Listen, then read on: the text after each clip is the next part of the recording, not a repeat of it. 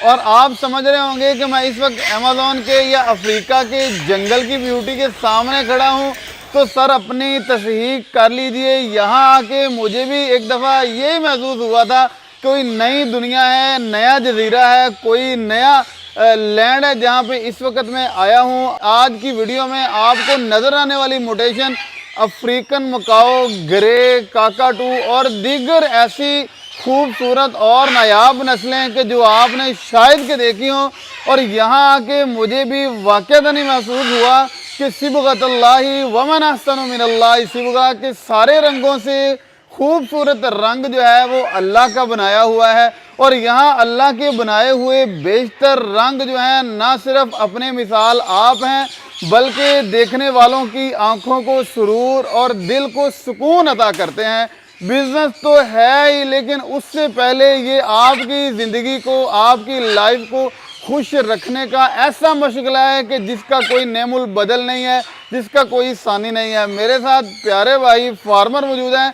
सबसे पहले तो मैं उनको खराज अकीदत पेश करता हूँ कि अल्लाह ने उनसे ऐसा काम लिया है कि दुनिया के एक बड़े ही प्यारे फार्म में पाकिस्तान के अंदर, और पाकिस्तान के किस शहर में है ये भी आपको अभी बताने वाले हैं कि आपको ये नज़ारा कहाँ से दिखाया जा रहा है। सारी वीडियो में आपको डिटेल से मालूमात दी जाएगी मकाओ, अफ्रीकन मकाओ और ग्रे पैरेट, काकाटू और बहुत से ऐसे खूबसूरत पैरेट्स के वाले से आपको मालूमात दी जाएगी जो आपने ना सोची होगी, ना देखी होगी, ना आपको इधर को एहसास होगा। तो काइंडली वीडियो में लास्ट तक आपने हमारे साथ रहना है। अस्सलाम वालेकुम सर। जी वालेकुम सलाम जी। सर क्या हाल चाल? अल्हम्दुलिल्लाह बिल्कुल ठीक। सर मेरी खुशी की कोई इंतहा नहीं है। बहुत शुक्रिया। मैंने बहुत से फार्म देखे हैं, लेकिन इतना खूबसूरत मंजर और मंजरनामा कि परिंदे केज में हैं, लेकिन उनको माहौल ऐसा है कि वो हर जगह से अपनी मर्ज़ी का फल खा सकते हैं, खजूरें खा सकते हैं, फल सब्जियां खा सकते हैं, जंगल जैसे खूबसूरत एनवायरनमेंट में उड़ सकते हैं। सर ये क्या है, रौनकें ऐसी लगाई हैं, ये कारोबार तो नहीं लगता ये उससे बड़े ऊंचे दर्जे की कोई बात है। सबसे पहले ये अल्लाह ताला की ख़ास रहमत है और अल्लाह के फजल के अलावा कुछ नहीं है। और कोशिश मेरी यही होती है कि अगर मैंने बर्ड्स को केज में रखा हुआ है तो मैं उसकी जो ज़रूरियात है मैं उनको पूरा करूं। और उसके लिए बेशक काफ़ी मेहनत करनी पड़ती है, आपको जगह जगह जाना पड़ता है, मंडी जाना पड़ता है, उनकी रिक्वायरमेंट पूरी करनी पड़ती हैं। लेकिन अल्हम्दुलिल्लाह आप देखेंगे कि मेरे पास जितने भी बर्ड्स हैं इनके कलर आपको शार्प मिलेंगे, इनकी न्यूट्रिशन जो इन्हें रिक्वायर्ड है वो अल्हम्दुलिल्लाह वो पूरी है। और एक से बढ़ के एक एक्टिव बर्ड है अल्हम्दुलिल्लाह। और इसमें जो बर्ड हैं ये भी ज़्यादातर अडल्ट नहीं है, 3-3 साल के बच्चे हैं और ये मेरे अपने सारे फार्म की ब्रीड है। और मेरी हमेशा कोशिश होती है कि मैं अपने फार्म के बर्ड्स को रिटेन करूं और फ्यूचर ब्रीडिंग में उनको लेके जाऊं। सर मकाओ में इतनी खूबसूरत म्यूटेशन, इतनी हेल्दी म्यूटेशन, और फिर उसके बाद ग्रे में सर कितना अरसा पहले इस शौक़ और जुनून का आगाज़ हुआ था और ये कम हुआ है, ख़त्म होने पे है, या कि अभी इसकी कोई इंतहा नहीं है? देखें आखिरी चीज़ का पहले जवाब देता हूँ, इसकी इंतहा कोई नहीं है। ये तो ऐसा शौक़ है जो आगे से आगे अल्लाह ताला की बनाई हुई खूबसूरत चीज़ें इतनी की ज़्यादा हैं पैरट्स में कि आप एक लेते हैं तो उससे बढ़कर दूसरी चीज़ मौजूद होती है। और हर अल्लाह ताला का बनाया पैरट उससे दूसरा उससे ज़्यादा खूबसूरत लगता है। मुझे कोई 26 ईयर्स हो गए हैं बर्ड्स फार्मिंग करते हुए। और मैंने, क्योंकि हमारे घर में हमेशा पेट कोई ना कोई पैरट मौजूद होता था, वहाँ से मुझे शौक़ था। लेकिन जब मैंने बर्ड्स रखने शुरू किए तो पहले दिन से मेरी ये सोच थी कि मैंने इसे एज ए बिज़नेस अडॉप्ट करना है और इंशाल्लाह ताला कभी ऐसा दिन आएगा तो ये मेरा बिज़नेस होगा। और अल्लाह ताला ने वो मेरा ख्वाब जो है ना वो पूरा कर दिया और अल्हम्दुलिल्लाह मैं अब इसे एज ए बिज़नेस कर रहा हूँ। सर इससे पहले कि हम बात को आगे बढ़ाएं, अपना तारुफ करवा दीजिएगा, लोकेशन से आगाह कर दीजिएगा। सैयद ज़ुबैर अनवर मेरा नाम है और गुजरांवाला में ये फार्म है। बेसिकली मैं लाहौर का रहने वाला हूँ, लेकिन क्योंकि मैं जॉब यहाँ पे कर रहा था और बड़ी अच्छी कंपनी में मैंने मैक्सिमम पोजीशन तक, जनरल मैनेजर तक जॉब की है और बड़ी अच्छी जॉब थी। लेकिन मेरा जो परिंदों का शौक़ है उसने मुझे जॉब छोड़ने पर मजबूर कर दिया और अब मैं सिर्फ अपना बर्ड्स का जो फार्म है ये मेरा प्रोफेशनल ब्रीडिंग फार्म है, मकाओ ब्रीडिंग फार्म, और मैं इसे रन कर रहा हूँ। सर मकाओ के अगर हम बात करें, आपके पास कितनी म्यूटेशन है मकाओ में, कौन कौन सी हैं, कितना बर्ड है और कितने कितने अरसे का बर्ड है? मेरे पास मकाओ की 4 स्पीशीज़ हैं। ज़्यादातर मेरे पास ब्लोन गोल्ड है, फिर उसके बाद ग्रीन विंग है, फिर मेरे पास स्कारलेट मकाओ हैं और रेड फ्रंटेड मकाओ हैं। ये सारी इस मकाओ की स्पीशीज़ हैं।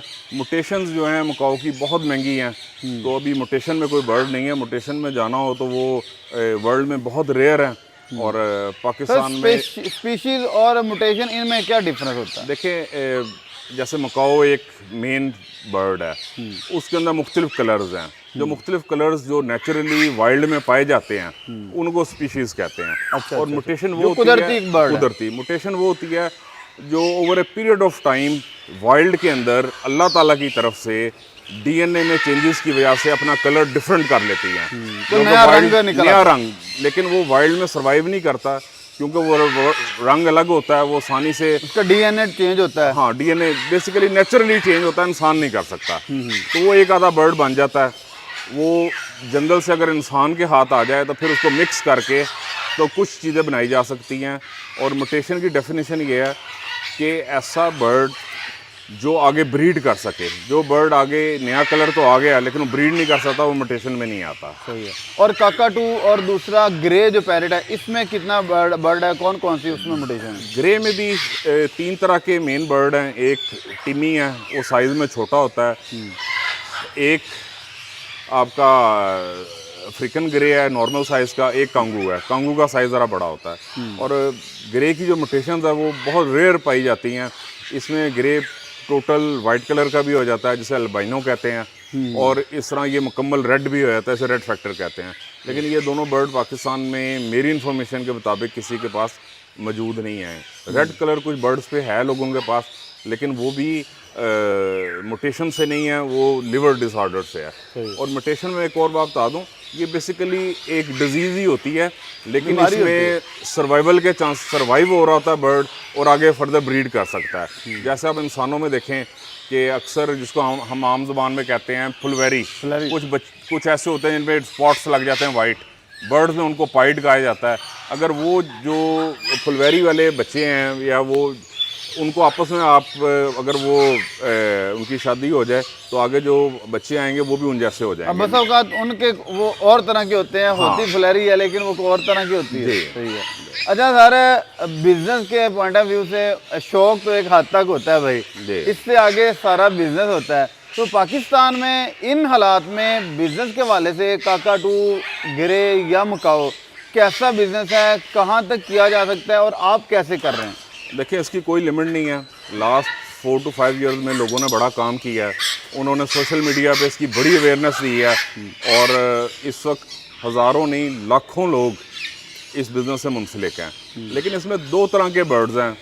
एक बर्ड्स ऐसे हैं जो ब्रीडर मार्केट के हैं। ब्रीडर मार्केट से मुराद ये है कि मैं ब्रीडर एज ए ब्रीडर काम कर रहा हूँ, मैंने वो बर्ड ब्रीड कराया है और मेरे से वो बच्चे किसी ब्रीडर नहीं लेने हैं और उसने ब्रीड करा के आगे किसी ब्रीडर को ही बेचने हैं। ये एक मार्केट है, लेकिन मैं इसे ज़रा छोटी मार्केट समझता हूँ।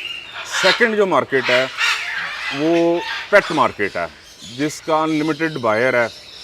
आप देखें अक्सर लोगों के पास 1-1, 2-2 करके बर्ड पड़े हुए हैं और उन्होंने एज ए फैमिली मेम्बर रखे हुए हैं।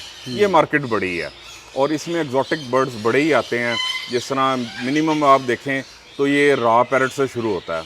रा लोगों ने एज ए पेट रखे हुए हैं। फिर ग्रे की बोलने की सलाहियत इतनी है कि आप हैरान हो जाएंगे।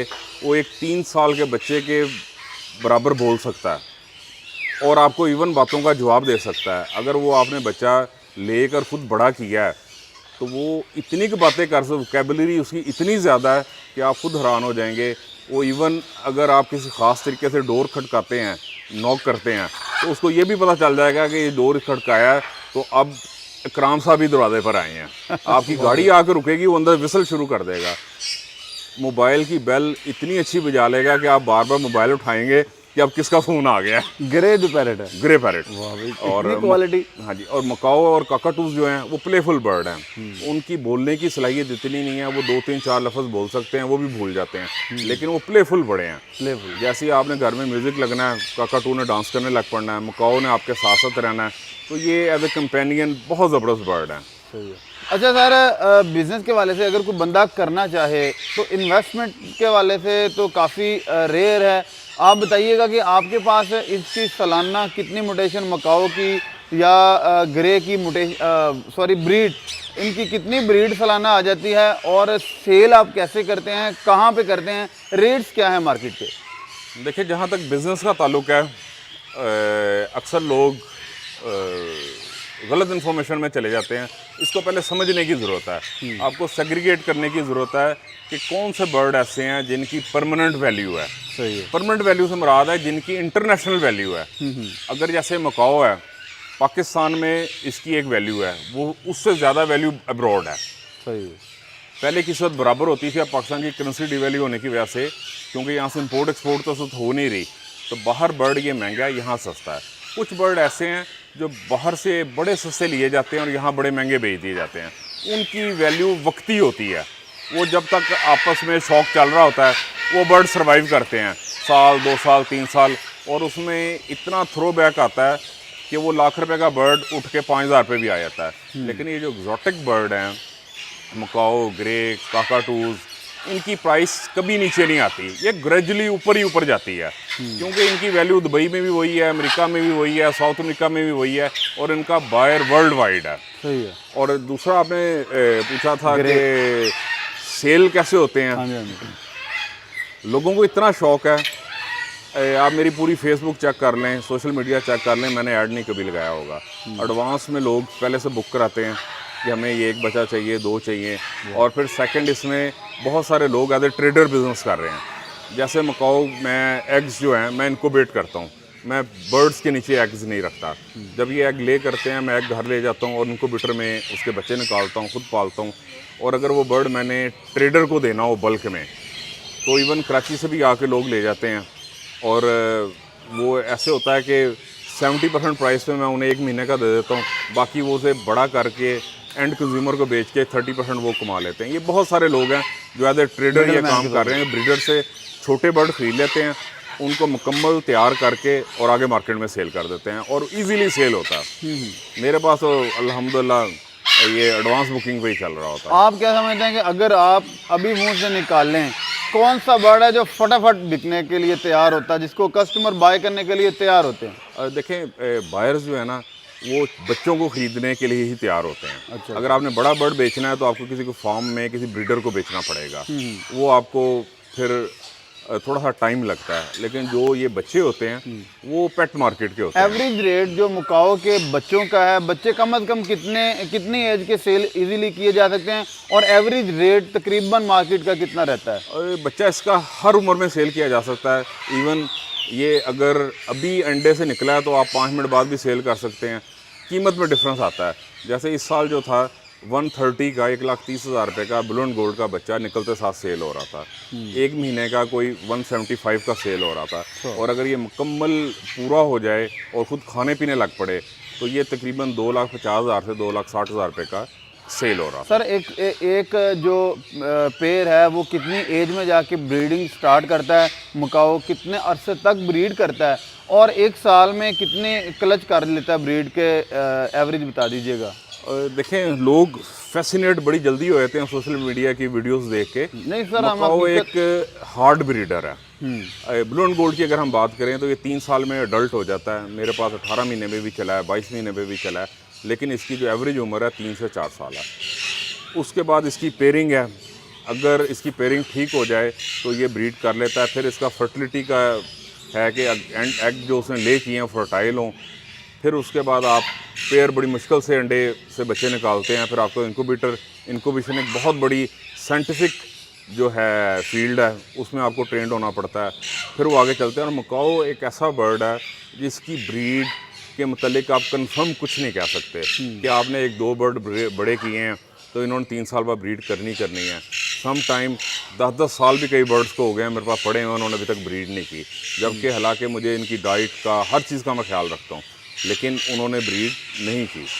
तो ये कोई कंफर्म नहीं है मकाओ का कि आपने मकाओ के जोड़े खरीद लिए हैं तो आप ये समझें कि इन्होंने कंफर्म ब्रीड करनी है।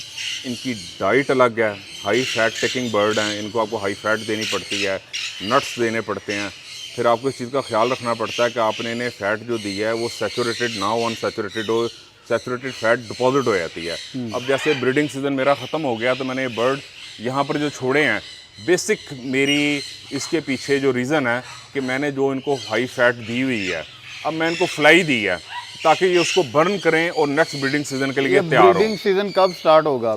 मैं यहाँ पर 1 सितंबर से इनको पेयरअप करता हूँ और 30 जून पे मैं इन्हें एवरी में वापस ले आता हूँ। सही है।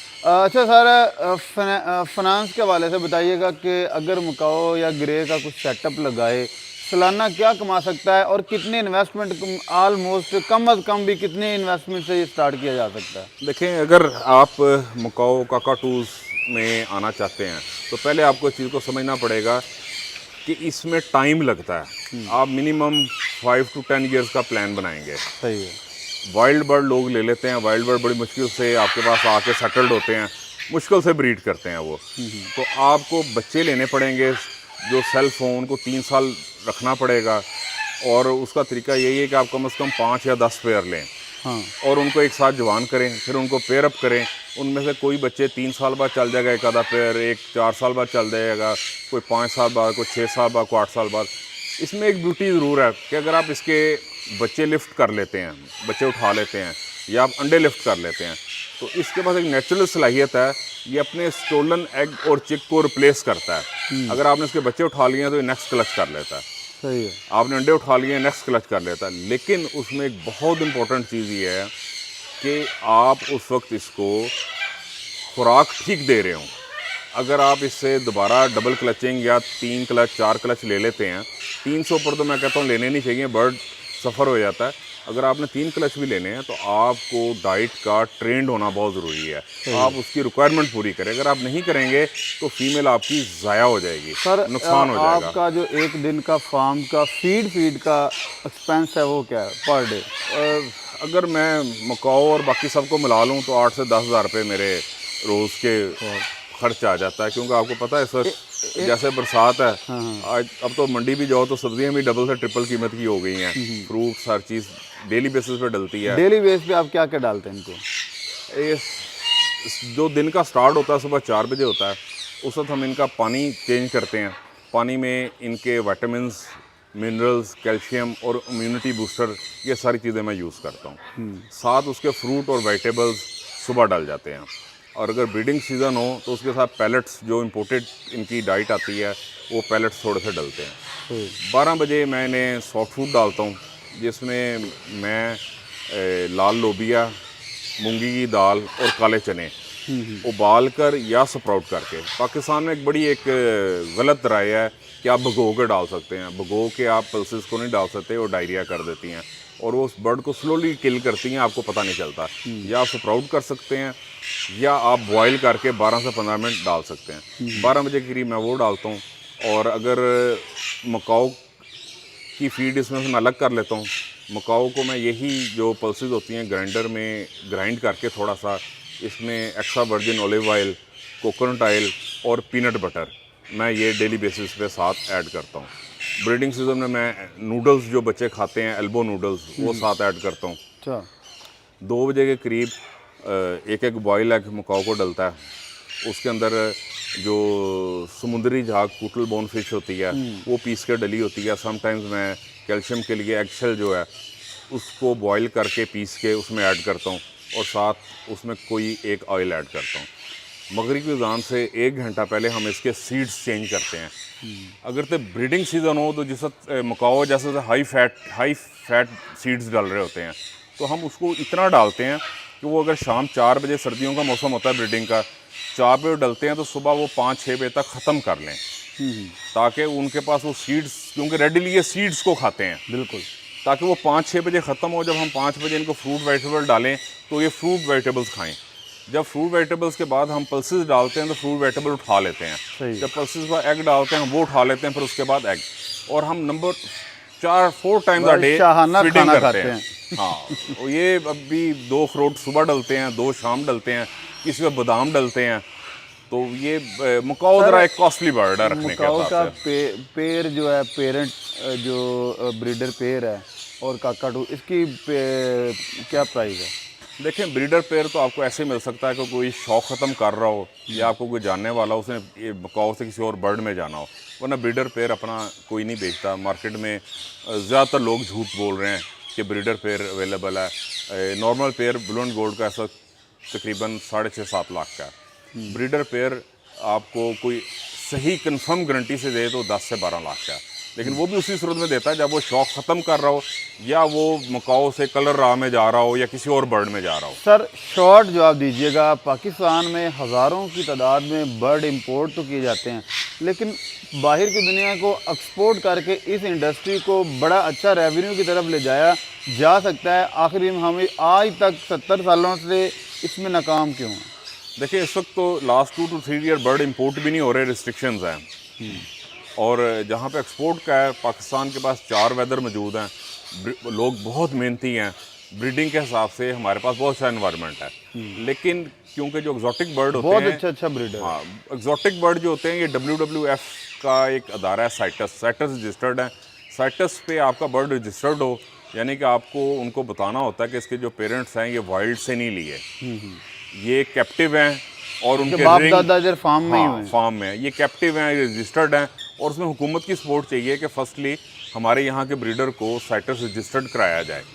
वंस उनसे हमें एक रियायत ली जाए कि वो हमारे फार्म्स को साइटस रजिस्टर्ड कर दें। हम आइंदा कोई भी वाइल्ड बर्ड देखें, ये पाकिस्तान के बर्ड तो है ही नहीं, ये बाहर से इंपोर्ट होके आए हुए हैं। बिल्कुल। तो हम पाकिस्तान एक ऐसा मुल्क है जो बर्ड से बहुत अच्छा रेवेन्यू कमा सकता है। इतनी अच्छी एक्सपोर्ट हो सकती है कि जो अभी किसी हुकूमती लेवल पे किसी को इस चीज़ का अंदाज़ा ही नहीं है कि इसकी वर्ल्ड में कितनी डिमांड है। इलीगल ट्रेड हो रही है बहुत ज़्यादा। इस साल जितना ग्रे का बच्चा है सारा इलीगल ट्रेड में यहाँ से स्मगल होकर अफगानिस्तान, ईरान चला गया। ममालिक ऐसे ममालिक हैं जो पूरे के पूरे मुल्क इस इंडस्ट्री पे चल रहे हैं। आप साउथ अफ्रीका की एग्जांपल ले लें, उनकी 63% ऑफ जो एक्सपोर्ट है वो बर्ड्स पे है और उनका बहुत बड़ा उनका जो रेवेन्यू है वो बर्ड्स से आता है। ये इंतहाई आसान बिजनेस है जिसको मर्द भी कर सकते हैं, ख्वातीन भी कर सकते हैं, आप अपनी घर की छत पे कर सकते हैं। आप चाहें इसको 10,000 से स्टार्ट कर सकते हैं। आपने तो बात ही खत्म कर दी। एक बंदा बिजनेस करता है अपना घर चलाने के लिए, कारोबार चलाने के लिए, यहाँ तो पूरे के पूरे मुल्क चल रहे हैं इस बिजनेस पे। आप देखें ना, आप सारा दिन नौकरी करके आते हैं, 30-40 हज़ार कमाते हैं। आप 2 लाख के लव बर्ड जो इस वक्त मार्केट में इन है, आप वो अपने घर की छत पे लगा लें, 30-40 हज़ार आप हंस के कमा सकते हैं। और सारे दिन में कितना टाइम लगेगा? 1 घंटा। सेकंड सबसे इंपॉर्टेंट चीज़ ये है कि वो ये आपका शौक है, आपने शौक से करना है, आपने इस काम को करते हुए थकना नहीं है। अगर आपने करने से पहले ही मल्टीप्लाई कर लिया तो फिर नहीं आप। और देखें जो लोग इसकी मल्टीप्लेशन करते हैं, ये इस काम में जो लाइफ स्टॉक का काम है, सबसे पहले अल्लाह का फजल ज़रूरी है। बिल्कुल। अगर मेरे पास बहुत अच्छी ब्रीड आई है, इसमें मेरी एक्सपर्टीज़ कम और सारा अल्लाह का फजल है। बिल्कुल। ऐसे नहीं हो सकता कि आप इसको 2+2 4 कर दें। ये मर भी सकता है, ये बर्ड मरते भी हैं। यानी कि हम सिर्फ पॉजिटिव पिक्चर दिखाते हैं, इसकी नेगेटिव पिक्चर ये भी है कि आप एक 2 लाख का बर्ड लाते हैं, अगले दिन सुबह आप घर जाएं, आपको उसकी पूरी नॉलेज नहीं है या वो किसी डिजीज़ से आया है तो सुबह मरा भी पड़ा हो सकता है। वो पूरे पैसे भी आपके ज़ाया हो सकते हैं। यानी कि एक प्रॉफिट का एंड नहीं है, लॉस का भी है। बिल्कुल। यहाँ पर लोग, अब देखें सोशल मीडिया, आप पहले उस जो बर्ड रखना चाह रहे हैं आप वहाँ से वीडियोस देखें, इन्फॉर्मेशन इकट्ठी करें, फिर मार्केट को स्टडी करें। जब तक आप मार्केट स्टडी नहीं करते आपको मार पड़नी है। क्यों? मेरा जो बर्ड नहीं बिक रहा वो मैं आपको दे दूंगा, आप फंस जाएंगे, आप नए होंगे, आपसे बिकना भी नहीं है। ये हमारा एक गलत रवायत कायम हो रही है जो कि नहीं होनी चाहिए। सही है। वो है ना कि 4 में से ये वो फील्ड है जो 4 में से 2 निकाले थे, पीछे 2 भी नहीं बचते। अगर आप ट्रेंड नहीं हैं, अब जैसे ये बरसात का मौसम है, हाई ह्यूमिड मौसम है, मैं रोज़ दाना उठाता हूँ, मैंने कभी पॉट में दाने के ऊपर दाना नहीं डाला। पानी रोज़ाना नया चेंज होता है, गर्मियों में सुबह भी चेंज होता है और रात को भी चेंज होता है। आप दाने पे दाना डाल रहे हैं, इतनी ह्यूमिडिटी हाई हुई है, उसमें फंगल ग्रोथ आनी ही आनी है। जब वो बर्ड खाएगा वो मरना ही मरना। आपको खुद ट्रेंड होना बहुत ज़रूरी है। अपने बच्चों की तरह तो बचाना ये पड़ता है। चैप्टर है ब्रीडिंग, इसके पास दूसरा चैप्टर इनक्यूबेशन है कि आपने अगर इनसे प्रोडक्शन लेनी है, एज ए बिजनेस करना है। आप एज ए हॉबी कर रहे हैं, आपको बिल्कुल ज़रूरत नहीं है, बिल्कुल। लेकिन आप एज ए बिजनेस कर रहे हैं, आपने इसका अंडा उठाना है, इनक्यूबेशन में ले जाना है। उस बच्चे को निकालने में एक कंप्लीट साइंस इन्वॉल्व है। इतनी साइंस है कि मैं आपको छोटी सी एग्जांपल देता हूँ कि इंसान में जेंडर डिफाइन मेल करता है, वो भी अपनी मर्ज़ी से नहीं कर सकता, वो अल्लाह ताला की तरफ से जो भी स्पर्म आपका जाता है वो जेंडर डिफाइन होता है। फीमेल्स के पास अल्लाह ताला ने पैरट की इतनी सलाहियत दी हुई है कि ये जेंडर डिफाइन कर सकती है, मेल नहीं करता फीमेल करती है। और अल्लाह ताला ने वो सलाहियत इसलिए दी है कि अगर वाइल्ड में ये बर्ड है और उनकी पॉपुलेशन कम हो रही है, यानी इनके पास खुराक कम है, तो ये फीमेल्स ज़्यादा पैदा करेंगी। और अगर खुराक अच्छी और ताकतवर है तो ये मेल पैदा करके अपनी पॉपुलेशन को कंट्रोल करेंगे। ये अल्लाह ताला का एक मुकम्मल निज़ाम है। क्या बात है। जैसे वो आप देखें, हमने आउट कर दिया है कि कीड़े चिड़ियाँ खाएंगी, फसल उधर से बचेगी, पूरा एक साइकिल है। हमने साइकिल को डिस्टर्ब ना करें तो अल्लाह ताला ने कंप्लीट साइकिल बनाया हुआ है। साइकिल में आए हो सर, बहुत शुक्रिया, आपने बड़े अच्छे तरीके से मकाओ, काकाटू, ग्रे के वाले से बड़ी अच्छी इन्फॉर्मेशन दी। इसके साथ ही अपने मेज़बान हाफिज़ इकराम को दें इजाज़त। अगर आपने कोई भी शौक़ करना है, वीडियो को आप कंप्लीट देखें, आपका कोई भी सवाल हो आप सर से पूछ सकते हैं, आप कमेंट बॉक्स इस्तेमाल कर सकते हैं। इंशाल्लाह नेक्स्ट टाइम दोबारा मिलेंगे किसी अच्छी सी नई वीडियो में, तब तक के लिए अल्लाह हाफिज़।